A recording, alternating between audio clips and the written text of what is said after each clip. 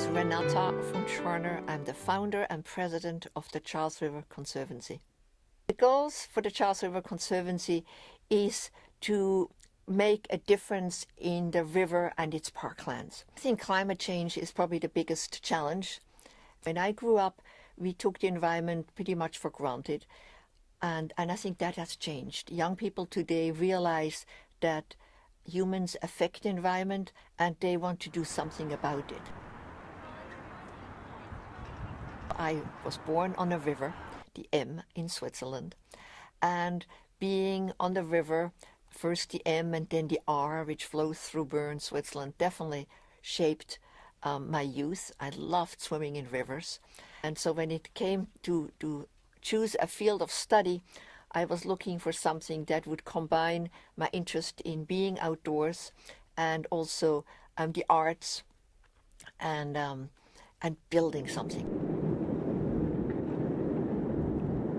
So I chose architecture, and architecture led to city planning.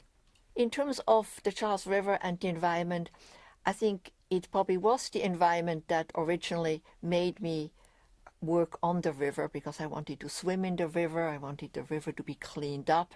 One very exciting project we've been working on is the skate park. So when you tell somebody we're building a skate park, they think of concrete, they think of teenage boys, they think of tattoos, and they say, well, what does that have to do with environmental organization? So the important thing to remember is that we want to make this urban environment be accessible to people, make it active and attractive. And there's this area underneath the Zaken Bridge, which already has a lot of concrete, a lot of noise, a lot of shade. We're looking for a place to make beautiful that would then attract young people from all over the city to come to that skate park, to practice, to show off their art, their skill, and make it a real destination. I'm Brandy. I'm a junior here at Harvard.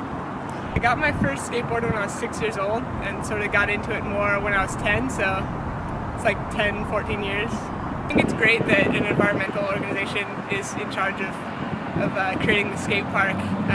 It's not, skateboarders and environmentalists aren't necessarily always sort of in the same group.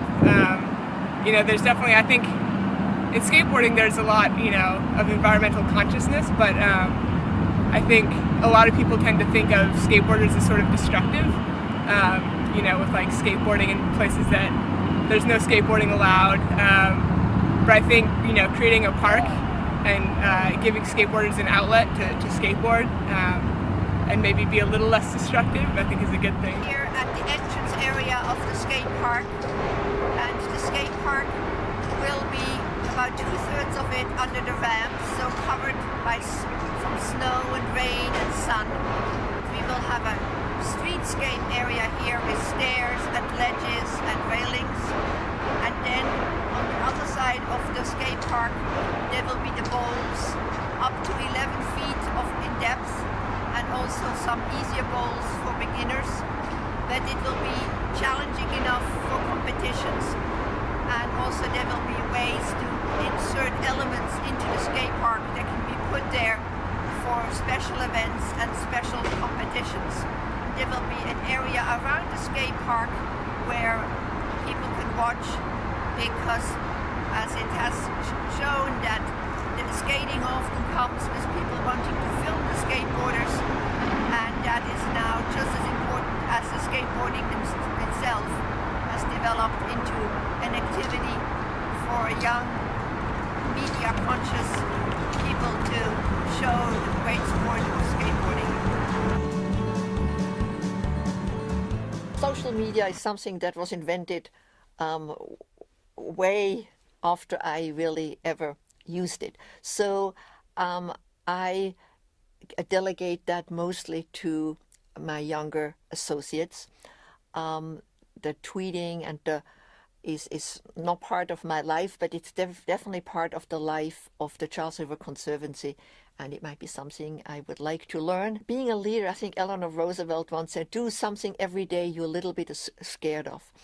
And I think that's very much part of the role as a leader. You push yourself and you push others a little bit, and you have to figure out how much you push so that things don't get too much out of balance. But you make things happen that wouldn't happen without you.